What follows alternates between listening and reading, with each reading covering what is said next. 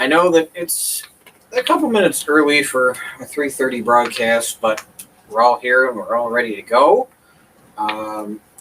Hopefully, Restream is able to help us today get to all the platforms that I try to share with. I know we've been having trouble with the last lesson that we did trying to get it to Facebook, but it's available in other places. It's on the Twitter feed. It's if you go into YouTube, you'll be able to see it.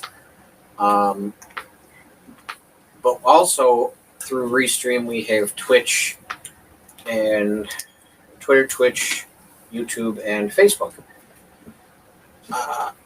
Like I said, sorry about having trouble with broadcasting to Facebook the last lesson, but hopefully you'll be able to find it on one of our other platforms. This is Scriptural Salvation Baptist Tabernacle, our Monday afternoon church service.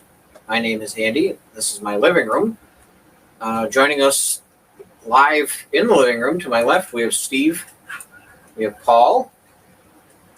I don't want Paul to dump Steve's coffee. We have Richards in view. We have Grace to my right. And Hannah's over there. Sweetheart Doggy and Jacob are down here in the living room. We are going to go ahead and get started with our first song called Come, Now is the Time to Worship, written and sung by a man named Brian Doerksen. So let's just go ahead and dive right in.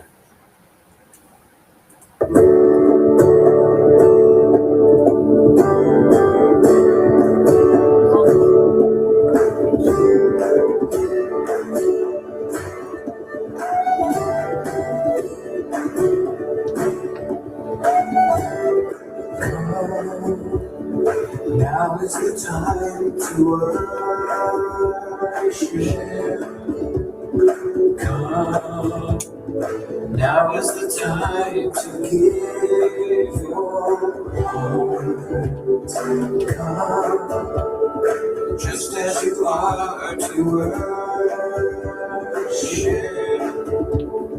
Come, just as you are before your God.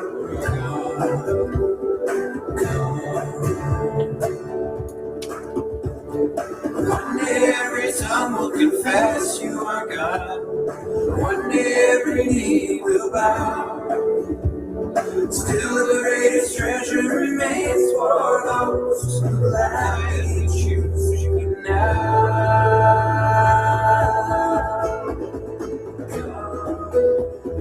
Now is the time to worship.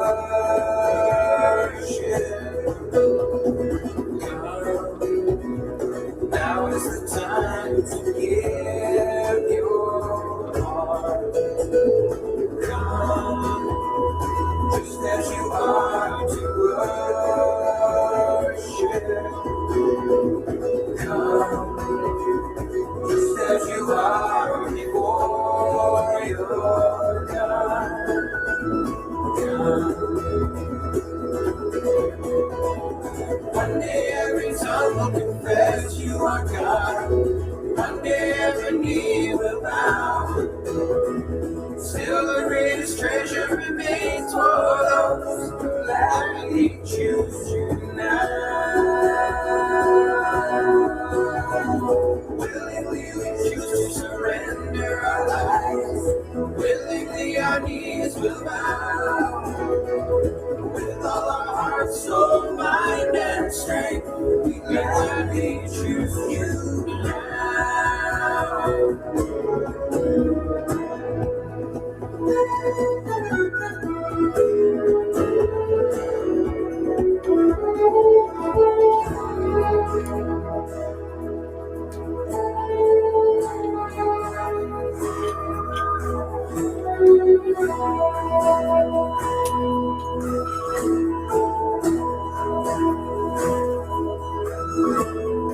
Come,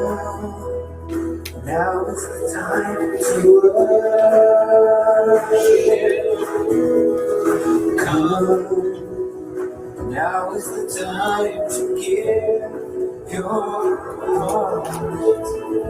Come, just as you are to worship. Oh, come, just as you are before your God.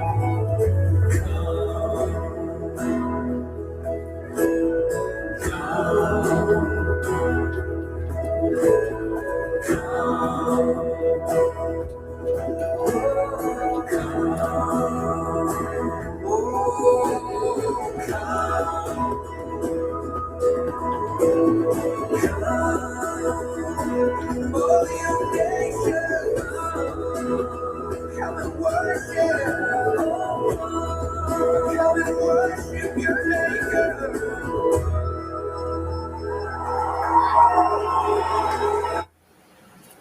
All right. Well, if you are just joining us, the song that we just listened to should be right there on the screen. Come, now is the time to worship. We are Scriptural Salvation Baptist Tabernacle in my living room, Andy, and we will get right into our lesson. We are moving on to the second lesson on T.U.L.I.P. Now we're doing John. Well, not yet, Paul. Oh. So, let's see. T.U.L.I.P. Part 2. Let it begin. Okay. Together. All right.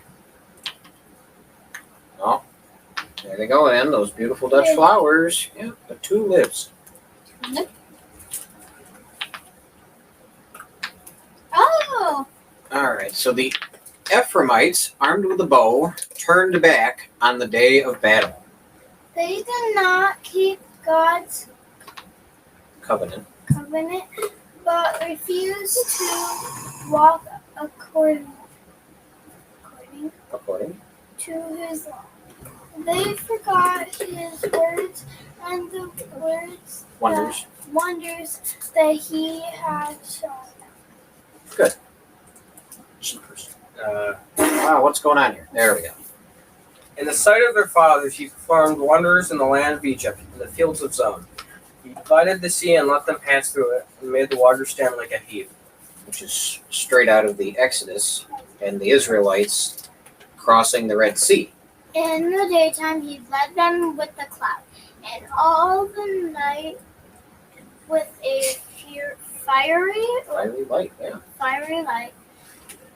He split rocks in the wilderness and gave them drink abundantly as from the deep.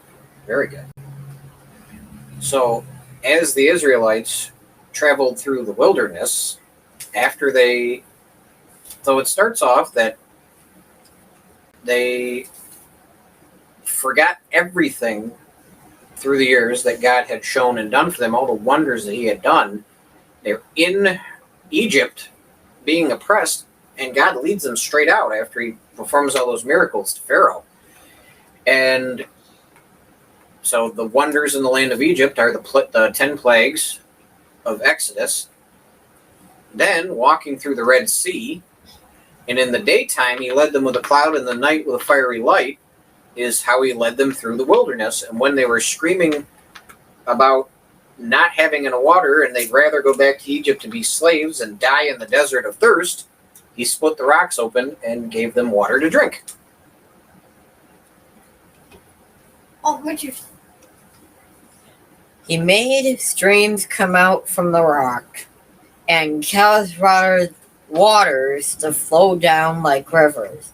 Yet they slammed still more against him, rebelling against the Most High in the desert. Okay. Still. They tested God in their heart by demanding the food they carved. craved. They spoke against God, saying, "Can God spread a table in the wilderness?" Okay. He struck the rock so that water gushed out and streams overflowed. Can he also give bread or provide meat for his people? So as the Israelites, God shows them, okay, you're going to whine. I'm not going to let you die in the wilderness. I'm going to give you water. They go farther down and they start to scream that they're going to die of hunger because they don't have any food. And that's where this psalm, our section of the psalm, leads off. Next, it'll probably talk about how they get food. Would be my guess. Oh, So that was our weekly reading of Psalm 78. And it's a retelling of Exodus and Leviticus and Numbers as they're going through the wilderness. oh, As I said earlier, for some reason I just could not get a stream to go to Facebook. Hopefully the people that get our lessons from Facebook will be able to use something else like Twitter or YouTube to be able to watch last week's lesson. But to catch everybody up, well, first off, as I said last week, the disclaimer I gave is this is my lesson. I did the reading and the research, and this is the conclusion that I've come to. If you do have anything that you have against it, feel free to send me some sort of private message. Reach out to me privately, but don't go and make a loud scene in the comments, such as the person that got on my Rumble page and tried to tell me that they knew that God was going to come back in the year 2044 because God had talked to them 17 times since 1993 or something like that. Yeah, that happened. Yeah. So the first takeaway from last lesson, if you confess with your mouth that Jesus is Lord and believe in your heart that God has raised him from the dead, you will be saved. And that is the most basic part of Bible theology. oh yes. The way that you know that you will get to heaven is if you tell people that you believe in Jesus and you actually believe in Jesus in your heart. That is the only two requirements in the Bible to get to heaven. Everything else is just extra. The other thing that we read was, but who are you, O man, to answer back to God? A lot of the arguments that we're talking about in this T.U.L.I.P, predestination and free will, I brought this debate up last week, is a lot of people say that God choosing some and not others is some sort of mean-spirited, unfairness, God choosing people and not others. But the answer to that is, who are you to answer back to God? This is God's wilderness. He makes the rules. It's all up to him. He will have mercy on who he wants to, and it's not our place to cast judgment. We talked about the sovereign plan. So let's think of the sovereign plan like this. It's like a tapestry or a quilt. If you're looking at it from the back, as somebody's holding it up, they're making it in the front. It looks all beautiful and pretty, but from the back, it looks ridiculous. There's hanging threads, and you can't quite tell what's going on.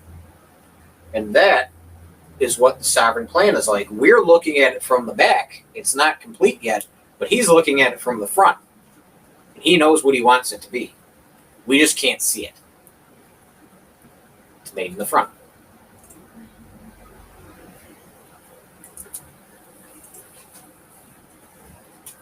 Now, a question that comes up a lot, there are whole psychology classes dedicated to this.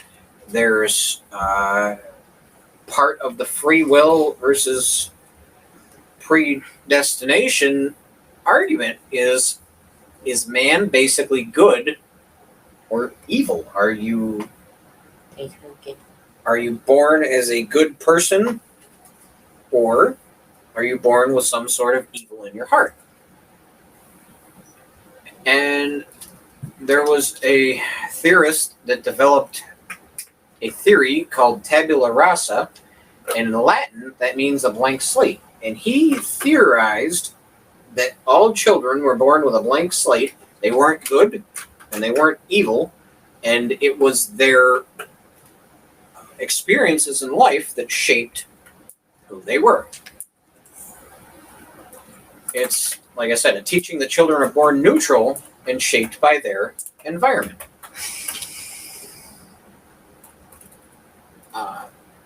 And the person that developed this theory said, well, if you lived basically a good life and didn't do things wrong, you could be sinless and go to heaven because you have this blank slate and free will to form your life.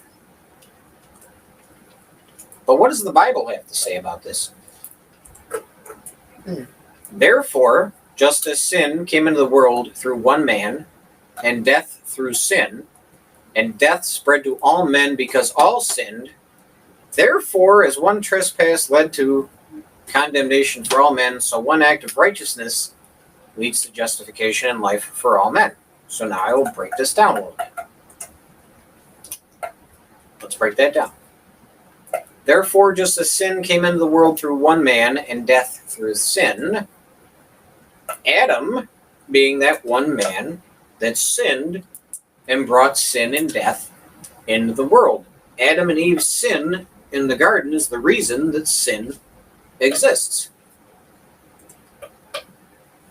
Death spread to all men because all sinned.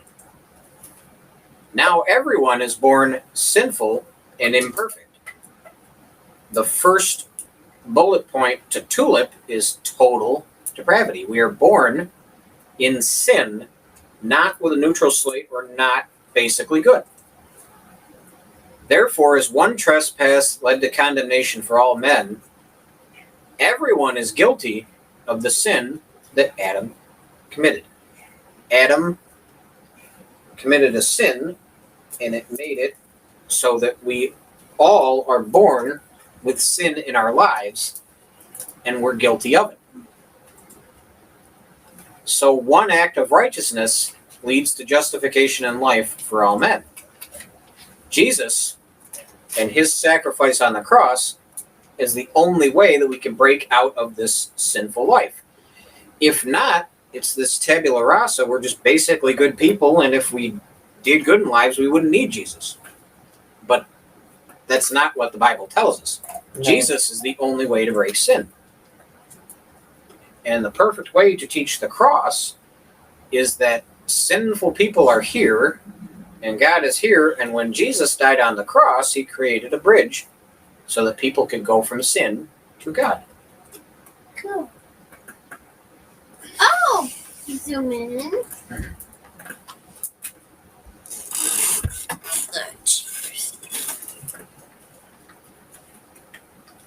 So now knowing that we have sin and we are sinful creatures, can any condemned sinner seek him or be righteous? As it is written, none is righteous, no, not one. No one understands, no one seeks for God. That comes to us from Romans. So most of these verses here are from Romans. Romans does a very good job of setting up total depravity and the predestination side of the debate. So when it says that none is righteous, no, not one, no one understands, no one seeks for God, what does that mean about the blank slate? Couldn't someone live their life basically good and not sin? And the answer to that is no. For all have sinned and fall short of the glory of God. Everybody is guilty of that sin that Adam committed. We're not born with a blank slate where we're basically good people. We have to get past our sinful nature through God's election and seek him.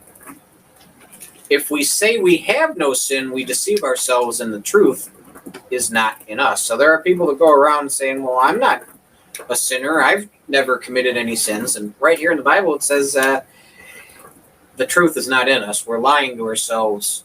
Everybody is guilty of sin.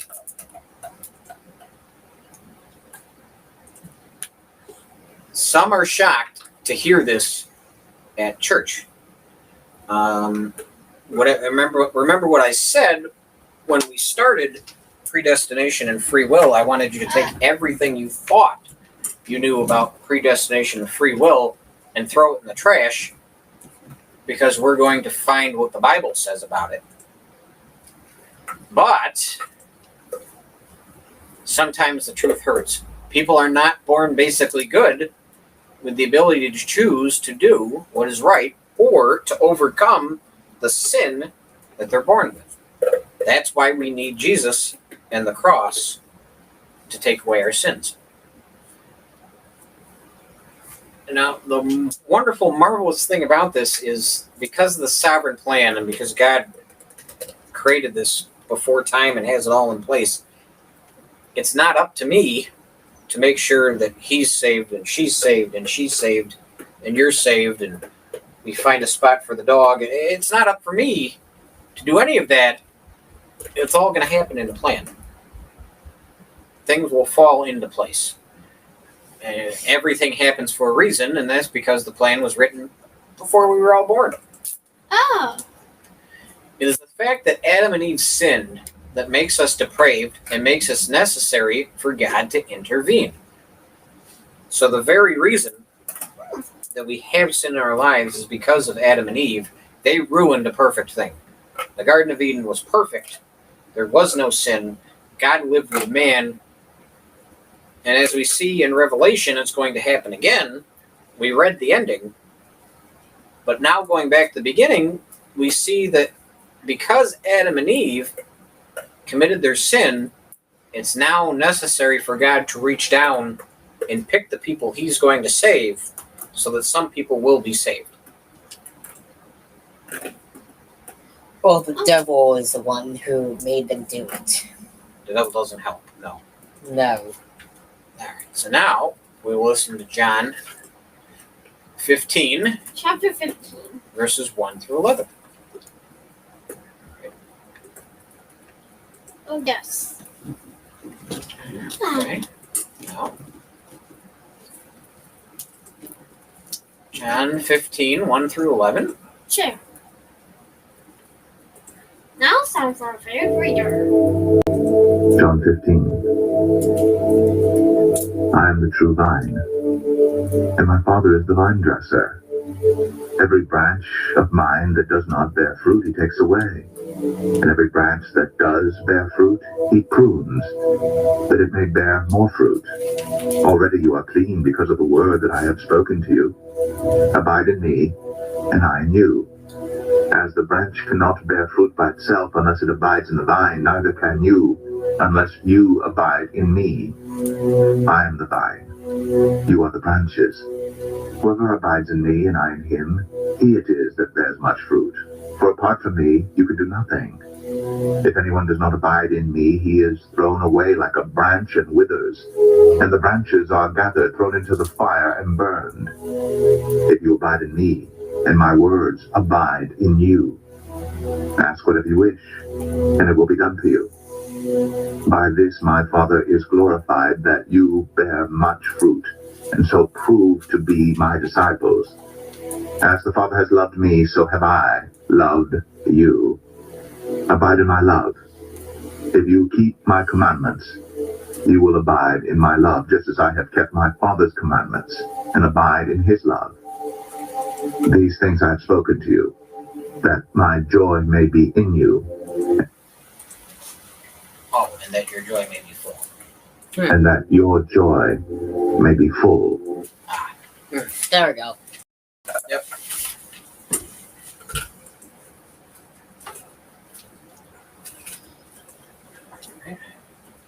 There you are. Excuse me. Verses 1 through 11 teaches that Jesus is the vine and we are the branches. Branches do not get a choice to grow or not. They belong to the vine. As the branch cannot bear fruit by itself unless it abides in the vine, neither can you unless you abide in me. We, as the branches, need the vine. For apart from me, you can do nothing. Thank you, phone, for ringing right now. Now what? Perfect Call timing. from B3154 No, stop. 00160. Thank you.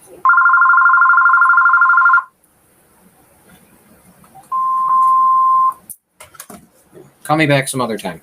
All right.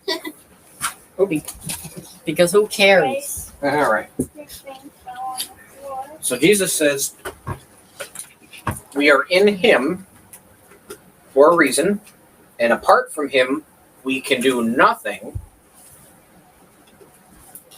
But the thing to take away from that is that Jesus being the vine and we are the branches, if we don't have him, we can't grow as Christians. Now, a lot of people think that this piece here is about love because Jesus mentions love a lot. But look what he's setting up, where the branch wouldn't even be able to grow if it wasn't in the vine. Now we will finish that section off.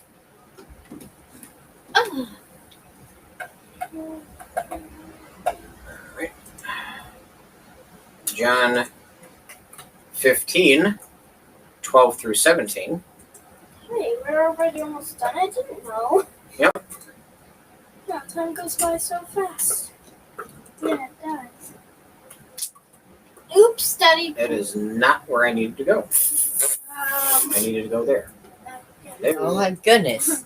It is I refusing. don't think it didn't want to quit.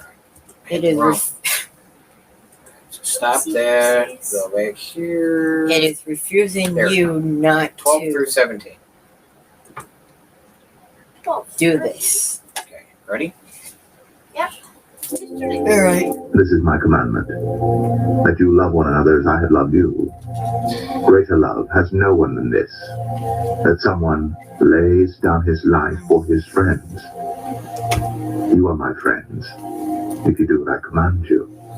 No longer do I call you servants, for the servant does not know what his master is doing. But I have called you friends, for all that I have heard from my Father, I have made known to you. You did not choose me, but I chose you and appointed you, that you should go and bear fruit, and that your fruit should abide, so that whatever you ask of the Father in my name, he may give it to you. These things I command you, so that you will love one another.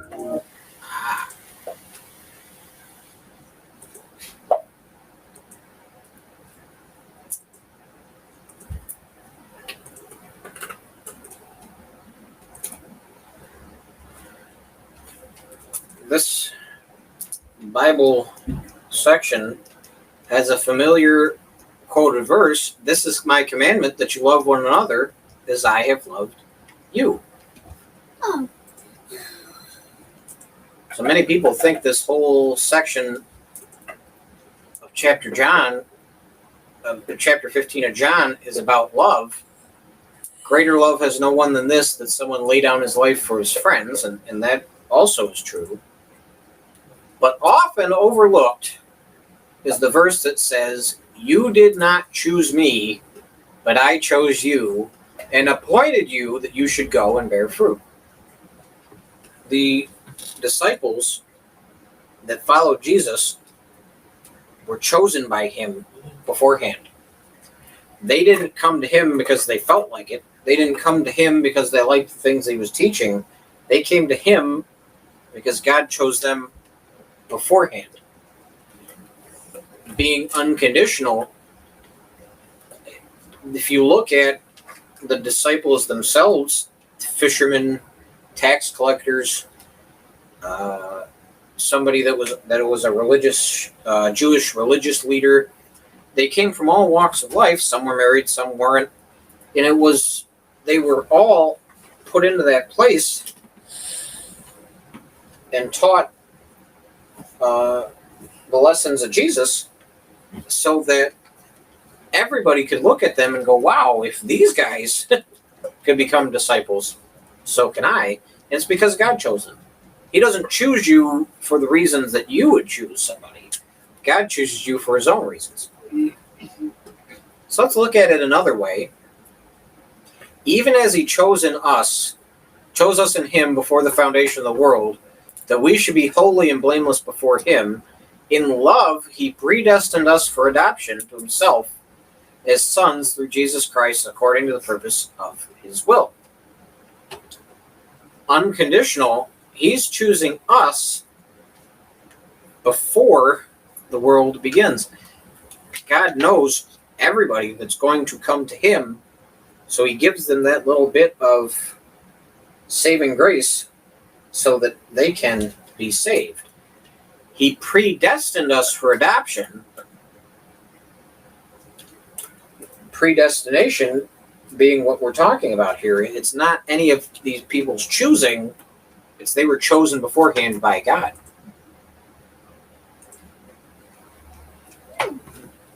So because of the master plan, we're chosen before time began, and that we are predestined for adoption by Christ. So adoption being Christ is going to bring us in to be part of his family, the family of Christians.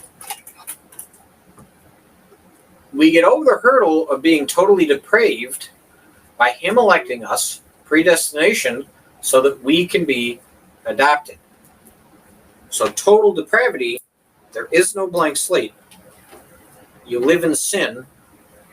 You have, for all have sinned and fall short of the glory of God. No one is seeking after God, but there are some of us that we're predestined to find God. And once we do find God, we're adopted by him, we're saved. So the question comes up, what if somebody really wanted to do good and choose to come to Christ?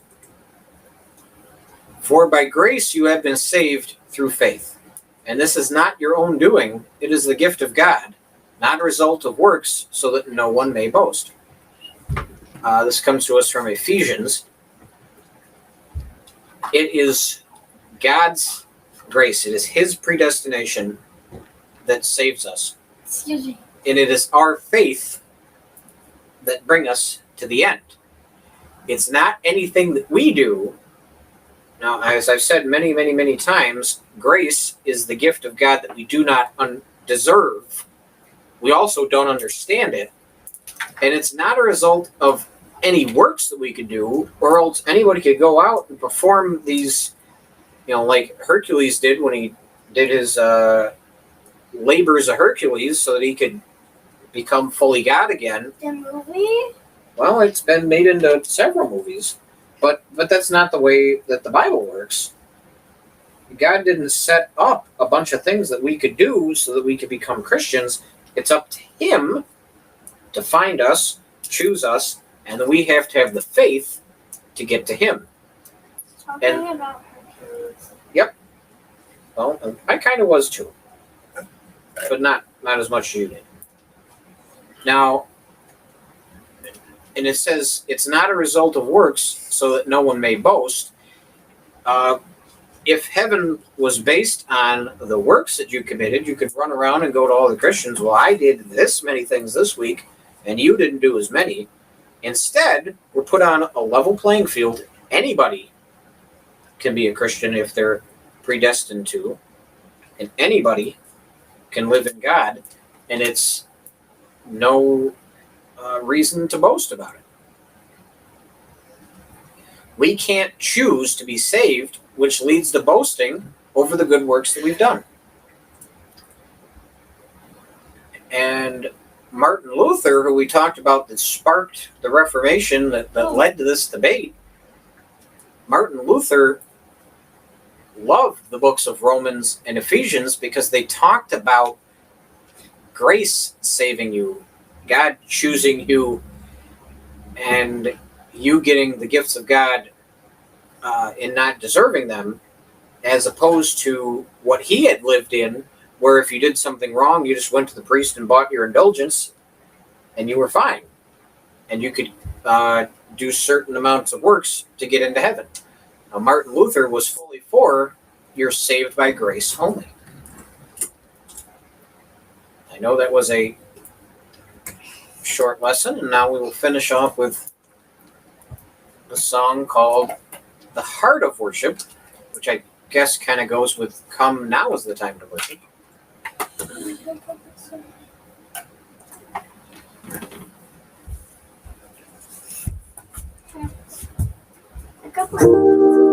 When the music fades, Wow, it's starting right all away. is stripped away, and I simply come,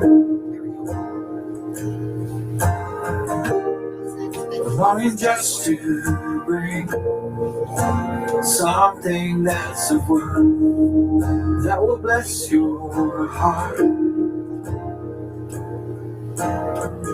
I'll bring you more than a song, for a song in itself is not what you have required. You search much deeper within, through the way things appear. You're looking into my heart. I'm coming back to the heart of worship, and it's all about you. It's all about you, Jesus. I'm sorry, Lord, for the thing I've made. When it's all about you, it's all about you, Jesus.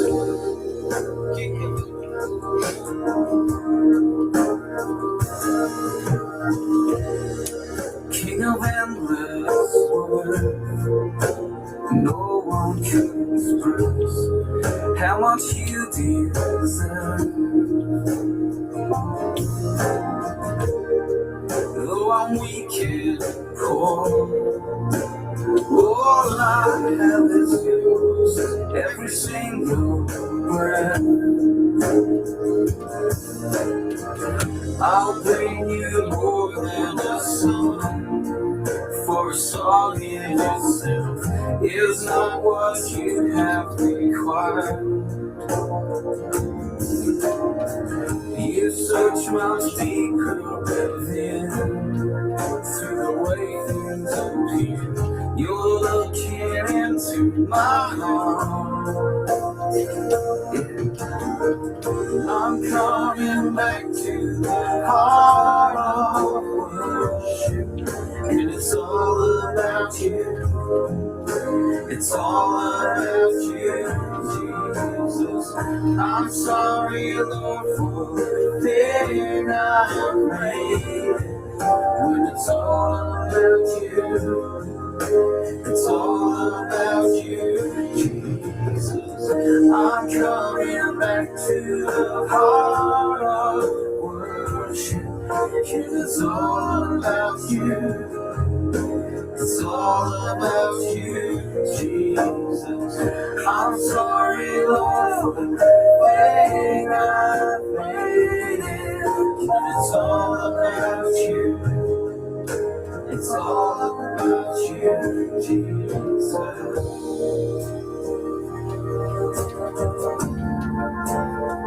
All about you. Okay. All right. All about you. All right. So, thank you all for joining us this week. Our talk about T.U.L.I.P, where we talked about total depravity and unconditional election. Next week we'll have another lesson, limited atonement, from the living room of Scriptural Salvation Baptist Tabernacle. I wanted to wish everybody a great week, and hopefully we'll see you next week. Everybody. And